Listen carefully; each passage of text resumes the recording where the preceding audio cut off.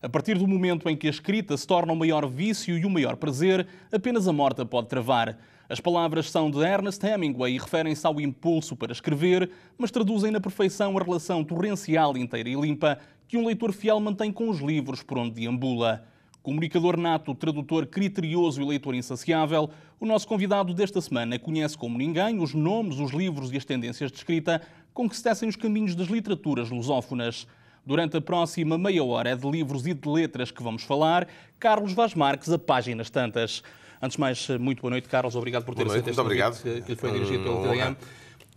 Começava por uma pergunta que é, de certa forma, também uma pequena provocação.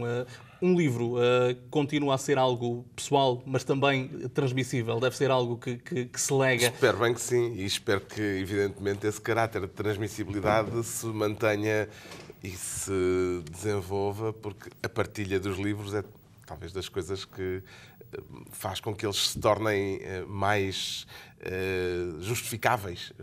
É justamente por podermos partilhá-los, por podermos falar deles, que os livros têm aquele peso tão grande para quem é leitor e gosta muito, evidentemente, de não só usufruir dos seus momentos de leitura, mas depois de partilhar, discutir, debater em torno daquilo que leu. Tomou esta tarefa em mãos já há alguns anos, esta parte de tentar fazer chegar a um público mais lato novos nomes, novos livros, novas tendências também. Agora com um programa ligeiramente distinto, o Livro do Dia. Um programa que se dirige aos leitores com uma premissa. Há 15 mil livros anualmente a serem publicados em Portugal. Alguns uma barbaridade. Uma barbaridade, mas alguns para caírem no esquecimento. Sim. É também contra o esquecimento que este Livro do Dia entra todas as tardes pelo auditório da TSF? Sim, eu faço essa rubrica no sentido de tentar chamar a atenção para a existência de certos livros que, de uma forma ou de outra, podiam não ter a atenção merecida. Não quer dizer que seja só eu a chamar a atenção para eles, mas é o meu contributo para que esses livros cheguem, pelo menos junto daqueles ouvintes que a TSF tem naqueles horários, nos 3 horários em que essa rubrica é emitida. O entendimento que eu tenho da minha profissão, da nossa profissão, enquanto jornalista, é a de alguém capaz de estar munido permanentemente de curiosidade e, com essa curiosidade, despertar a curiosidade nos outros. E, nesse sentido, é que aquilo que faço é, de certa forma, disseminar curiosidade, tentar chamar a atenção das pessoas, tornando-as tão curiosas como eu, pelo menos, tento ser, gosto de ser, em relação, no caso concreto, em relação aos livros. Não é o único, como dizia, a chamar a atenção para este tipo de questões, não, para o universo da literatura em Portugal, mas reconhece que o pessoal intransmissível, ainda que não só dedicado à literatura, pautou ou marcou a forma como a cultura é tratada em Portugal. Não sei se diria tanto, mas passaram pelas suas mãos, digamos assim, alguns dos maiores nomes da literatura portuguesa, da literatura universal. Isto para lhe perguntar, depois do Prémio Nobel de José Saramago e da projeção que este Prémio Nobel trouxe à obra de Saramago, mas também à literatura portuguesa, por que caminhos deambulam as letras portuguesas? Há uma renovação de valores? Acho que há claramente uma renovação de valores, há excelentes escritores, há, como é próprio da literatura, vozes singulares, e são essas que me interessam mais, vozes muito particulares, e eu diria que haverá tendências, mas aquilo que me parece mais estimulante é haver singularidades, é haver figuras literárias que têm o seu caminho próprio muito claramente identificado. Nesse sentido, eu gosto menos de pensar em grandes manchas de ordem temática ou na sociologia da leitura e mais em autores concretos, livros concretos, de forma a ter sobre os livros um olhar que possa ser literário. Ou seja, Para mim, a literatura é qualquer coisa de irredutivelmente singular. E só nesse sentido é que será boa literatura. Pois há livros que não são livros literários e são também muito estimáveis. Nada de mal vem ao mundo por haver livros que não são Mas é uma literatura. lógica que nem sempre se compadece com a lógica do mercado, porque hoje em dia o que vemos, mesmo a nível internacional, são as grandes tendências, os grandes fenómenos, best-sellers, que nem sempre apontam para esse rumo da singularidade de que falava. Aquilo que me interessa é esta singularidade, claramente. Um bom livro nem sempre é um best-seller. Não, claro que um bom livro nem sempre é um best-seller. Aliás, o mundo está cheio de bons livros que não foram best-sellers e de best-sellers que não são bons livros. Portanto, uma coisa e outra. E também há best-sellers bons livros. Ou seja, não há um padrão. Eu diria que, no fundo, não há uma forma uniforme de olhar para um livro e considerar que, porque vendeu muito, é uma boa obra literária, ou porque não vê de nada uma boa obra literária. Tudo isso são abordagens que me parecem bastante erradas. A singularidade do livro e de cada obra é que, de facto, pode ter interesse, acho eu, do ponto de vista literário, que é o que me interessa em primeiro lugar. Mas este fenómeno do best-seller, a determinada altura, conseguiu irromper em força também no panorama da literatura portuguesa. Temos, por exemplo, escritores como o José Rodrigues dos Santos a vender milhares de exemplares das obras que escreve. Este paradigma vem quebrar um outro paradigma que existia e que se compadecia com o facto de alguns dos melhores autores portugueses lidos fora de portas nunca terem vendido muito dentro de portas. Lembro-me, por exemplo, de autores como Virgílio Ferreira, como Miguel Torga também, Fernando Namora, uma série de nomes que nunca... Exatamente.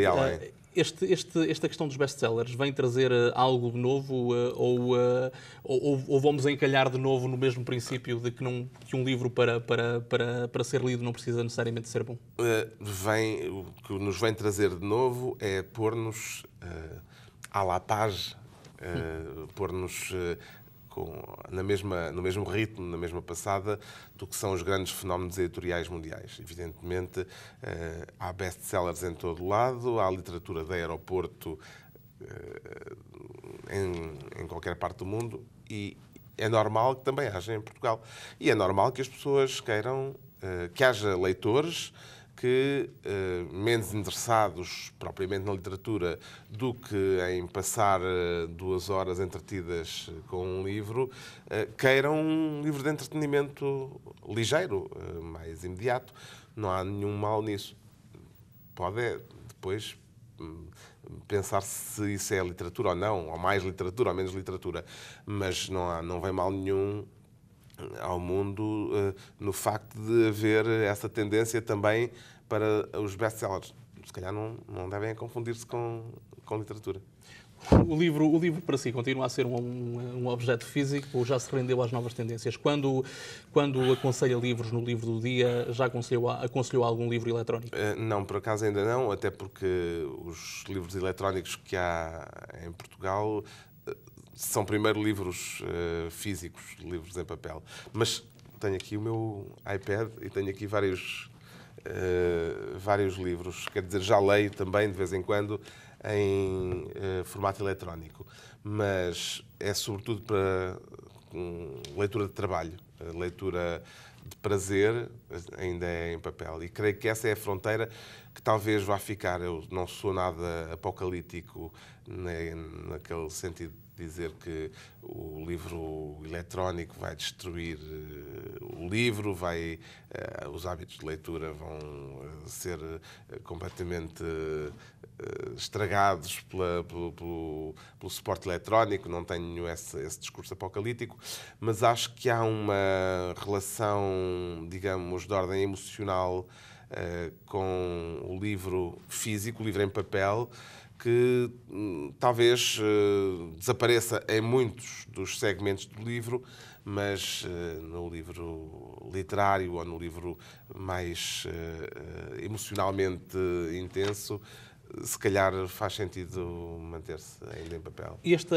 revolução será suficiente para trazer novos leitores ou para conquistar novos leitores?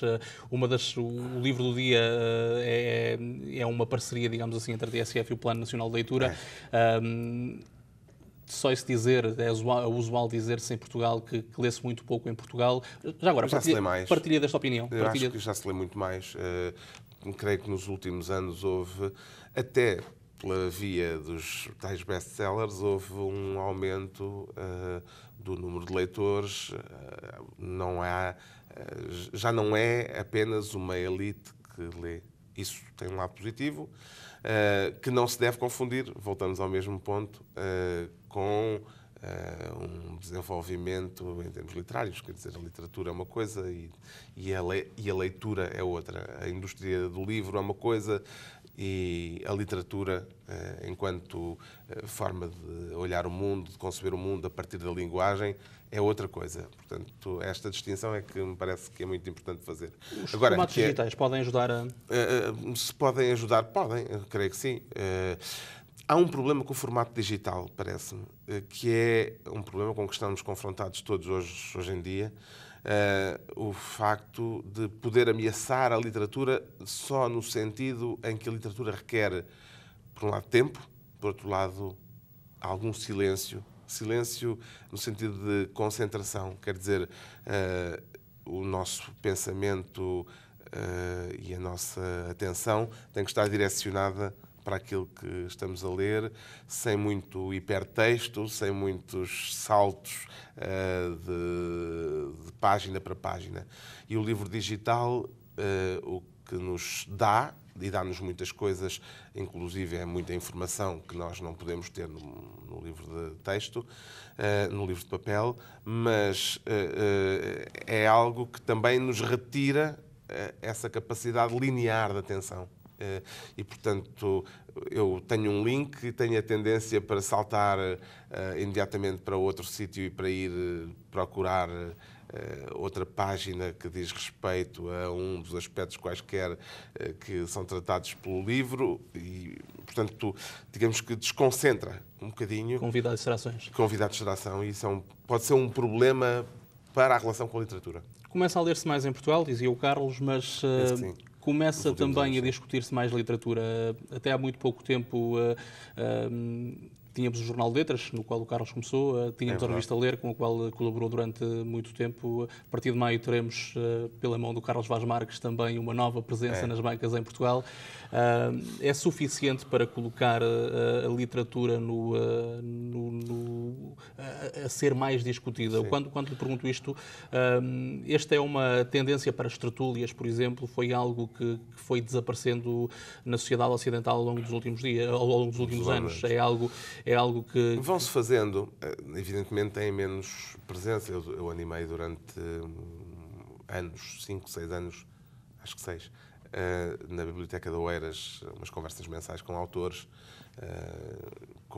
sempre com 60, 70, 80 pessoas na assistência, portanto eram tertúlias, no sentido de que era uma conversa com um autor que os leitores podiam confrontar com as suas dúvidas e com as suas leituras e era sempre muito estimulante. Evidentemente isso não tem a mediatização possível, não é? É uma coisa que fica naquele espaço. Há clubes de leitores, há comunidades de leitores. Um caso que soube há dias no Teatro Municipal de São Luís, há uma comunidade de leitores do Dom Quixote de Cervantes que, creio que semanalmente, está a ler e a refletir sobre o Dom Quixote. Portanto, há uma série, na Culturgest também há uma comunidade de leitores, há uma série, estou só a falar de Lisboa, que é o território que eu conheço melhor, mas há uma série de iniciativas, só que são iniciativas pequenas, que não têm mediatização, o que não tem mal nenhum, bem pelo contrário. Aliás, é muito bom que haja essa proliferação de pequenas iniciativas sem mediatização, mas que juntam as pessoas e que fazem com que as pessoas, à volta de um livro, à volta de um tema, discutam, conversem, se encontrem. E, portanto, é um elemento de convívio adicional. Acho que essa discussão não é, evidentemente, de massas, mas os leitores estão bem servidos de possibilidades de encontro, acho. Também a leitura não é de massas, a leitura também Não, é algo, a leitura também é é algo capaz íntimo. de ser. É. Aquilino Ribeiro, um dos grandes mestres da literatura portuguesa, pelo menos na forma como escrevia, dizia que Está agora a comemorar-se o cinquentenário da morte. Exatamente. E o centenário do primeiro livro que ele publicou. Que ele lançou. Ele dizia que alguém, para ser um bom escritor, precisava antes de mais ser um bom leitor. Precisava de ler muito. A leitura é sempre um bom início para a escrita. Penso que é o início indispensável. Não acredito que haja um único bom escritor que não seja um bom leitor. Seria, aliás, paradoxal e até bastante inconcebível. Portanto, e há tentativas de escrita e de publicação de autores que se percebe que não são suficientemente leitores para poderem abalançar-se na publicação de uma obra própria. Escreve-se mais em Portugal nesta altura. Sim, Há uma série de novos... publica-se mais, sim. Publica-se, como dizia, 15 mil livros sim, por ano. Mas muitas coisas, a maior parte não são literatura, evidentemente. São coisas técnicas. São coisas técnicas, são coisas monografias dos vários conselhos, etc. Coisas dessas. E quem se aventura, entre quem se aventura nas letras por estes tempos, há novos valores a despontarem. Temos no pós-Saramago, eventualmente, temos pós, de certa forma, não pós-morte, mas pós-Prémio Nobel, eventualmente, temos escritores como José Luís Peixoto, Walter Ugumem, uma série de mais-valias, são escritores que conquistaram um espaço próprio pela singularidade das vozes, como dizia. Sim, evidentemente. Alguns estão cá, nesta altura em Macau. Temos também, e talvez para cobrir uma lacuna que se verificava, ou que se vinha verificando, sobretudo nesta geração atual de escritores, pela primeira vez a emergência de uma voz forte feminina, Dulce Maria Cardoso, Prémio Europeu de Literatura.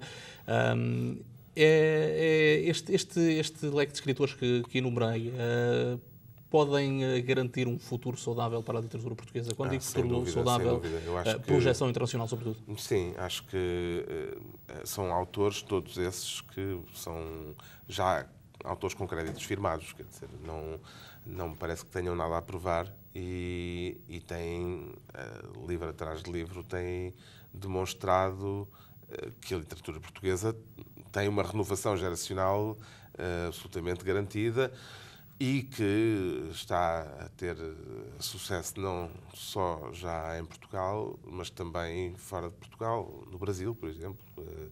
O Walter Ugumem, a Dulce Maria Cardoso estão publicados no Brasil e com assinalável sucesso, com críticas muito entusiásticas. Creio que são autores que trazem, lá está, singularidades, porque todos esses que foram falados são autores, cada um com a sua visão própria e com as suas temáticas próprias, o seu olhar próprio. Em alguns casos, como é o da Dulce Maria Cardoso, é uma autora que de tão singular, é singular de livro para livro.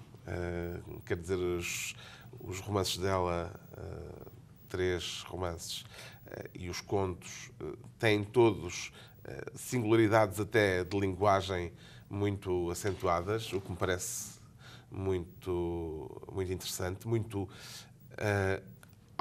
literário, no sentido de ir contra a ideia do marketing, que é a de criar uma marca, de criar uma identidade que torna reconhecível aquele nome. A singularidade de cada obra faz com que talvez não haja essa marca de uma forma tão imediata, mas por outro lado, garante tal singularidade literária que faz com que se torne muito estimulante esperar cada novo livro. No caso, estou a falar da Dulce Maria Cardoso, mas isto pode-se aplicar a um autor como o Gonçalo M. Tavares, por exemplo, também. Exatamente. Esta é uma pressão esta pressão do marketing de que falava é uma pressão que se faz sentir cada vez mais junto dos escritores. Sim, o facto de terem um deadline, por exemplo, para entregar um livro e para publicar um livro. Não é só o deadline, é também em toda a envolvente de venda do livro. Há uma pressão hoje muito grande sobre os escritores e creio que isso pode ser prejudicial se os autores não souberem defender-se disso. Têm de saber defender-se disso. Têm de saber tirar proveito, tirar partido o melhor possível dessas particularidades. Não se pode hoje ignorar essa componente, a componente da divulgação do livro, a componente da mediatização do livro é absolutamente fundamental, mas um autor que se deixe ficar refém das máquinas de marketing rapidamente estará a repetir fórmulas e a tentar agradar ao diretor de marketing mais do que criar algo de verdadeiramente pessoal e verdadeiramente literário. E isso é o princípio do fim de um autor em termos literários. Não é? Pode até ser um grande fenómeno e fazer um best-seller, mas daqui a 5 anos já se esgotou. Quer dizer que com esta renovação, com a emergência de nomes como José Luís Peixoto, Gonçalo M. Tavares, Dulce Maria Cardoso,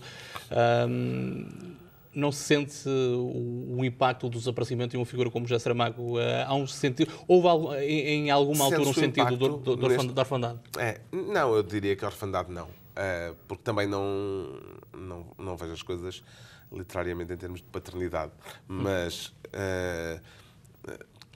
a cada desaparecimento de um grande autor corresponde um vazio, porque o José Saramago não é substituível no sentido em que tinha a tal singularidade literária, mas outros escritores da geração mais próxima da do Saramago, grandes escritores, continuam a publicar excelentes romances.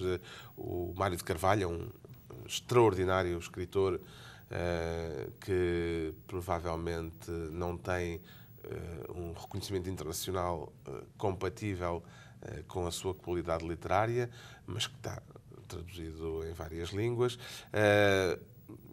E depois há esta nova geração, chamemos-lhe assim, gente dos 40 para baixo, que tem aparecido, nos anos 90, a maior parte, ou no princípio dos anos do século XXI, dos anos 2000, como o caso do Gonçalo M. Tavares, que são vozes extraordinárias e lá está, com a tal singularidade literária que é absolutamente admirável. O Gonçalo M. Tavares é um autor absolutamente espantoso, no sentido de cada livro dele ser um projeto quase de raiz, ou pelo menos haver pequenos núcleos que aparentemente não têm nada a ver uns com os outros, mas depois, se virmos bem, aquilo faz tudo um sentido e é tudo parte de uma obra que está a ser construída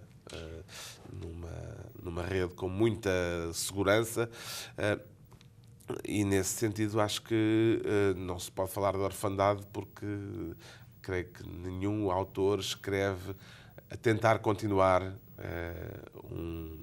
um mestre literário do seu tempo. Eventualmente, o diálogo até é mais com autores bastante mais antigos do que com autores tão próximos como o José Saramago ou o Lobo Antunes, que lá está outro que continua vivo e ativo. Esta renovação na prosa foi acompanhada por uma renovação na lírica também, na poesia.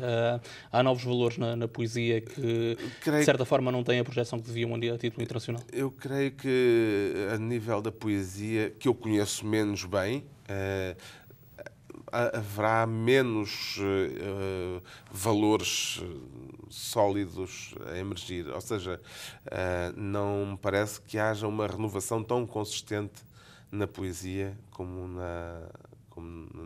na narrativa. Agora, se há alguma explicação para isso, eu não o tenho.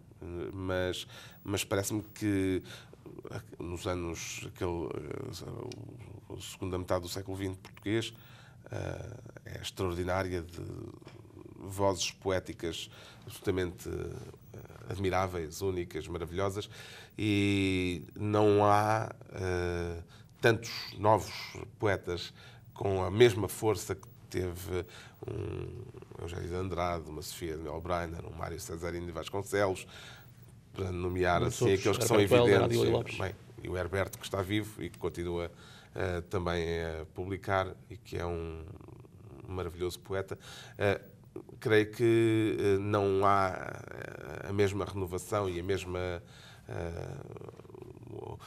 o mesmo reconhecimento de grandes poetas a emergirem como há na narrativa. Em contrapartida, ganhou força ao longo destes últimos anos a forma como são olhadas e acolhidas as chamadas literaturas lusófonas. Temos grandes nomes de países como Angola, Moçambique, o Brasil, até Timor-Leste, claro, a escreverem em português e a serem muito bem recebidos em Portugal. Esta faceta universalizante, chamemos-lhe assim, da língua portuguesa e o facto a título literário, muitas vezes ter-se conseguido aquilo que não se conseguiu a título político, quebrar com algumas barreiras e com alguns vícios do passado, é algo positivo, é algo que vale a pena sublinhar. É, claro. Acho que essa comunidade das letras está mais avançada do que a comunidade política de língua portuguesa. Nesse sentido, a proximidade entre autores é capaz de ser hoje substancialmente maior do que é a nível das relações políticas entre os Estados, da chamada CPLP, que está mais ou menos moribunda e que não tem propriamente grande projeção nem no espaço de língua portuguesa, nem para o resto do mundo. Portanto, mas entre os autores há, de facto, uma comunidade forte.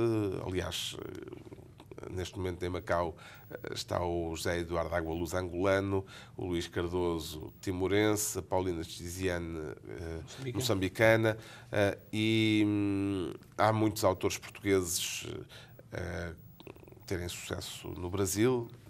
Há autores brasileiros cada vez mais a serem traduzidos e publicados, a serem publicados em Portugal, justamente pelo facto de não precisarem de ser traduzidos. É que fala numa questão interessante, a questão da não necessidade da tradução, mas esta tentativa de uniformização da escrita através do acordo ortográfico. Referia o José Eduardo Agualusa, e o José Eduardo Agualusa já se manifestou por várias vezes frontalmente contra este tipo de posição. Não, o José Eduardo Agualusa é favorável, a favor do acordo ortográfico. Mas, de qualquer forma, pode trazer algo a uma uniformização também das literaturas lusófonas? Eu acho que o acordo ortográfico, que tem empolado muitas opiniões e que tem feito com que haja uma espécie de clima emocional a debater o tema, é uma boa ideia mal concretizada. Pelo menos tenho essa sensação. Há tantas exceções que a concretização daquele acordo acaba por o tornar quase inútil e inviável. Mas, dito isso, eu não tenho propriamente também aquele discurso de catástrofe que há em torno do acordo ortográfico. Eu acho que haverá muita gente que vai continuar a não usar o acordo ortográfico. Ele, eventualmente, é usado nos documentos oficiais.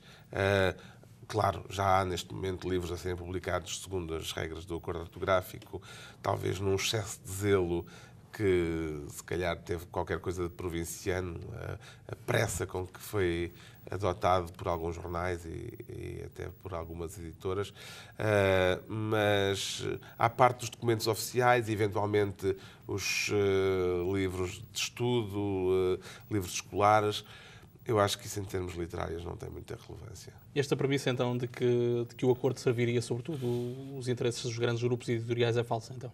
Não sei. Eu acho que o acordo foi uma tentativa política de fazer com que houvesse um espaço de convergência maior em termos ortográficos. Mas a ortografia é uma pequena parte da língua, pequeníssima parte da língua. A ortografia não elimina as questões, se calhar, mais fundas de diferença que há, diferença saudável que há entre o português do Brasil, o português de Angola, o português de Cabo Verde, o português de Portugal, que são questões de sintaxe, são questões lexicais, o facto de nós dizermos fato e dos brasileiros dizerem terno,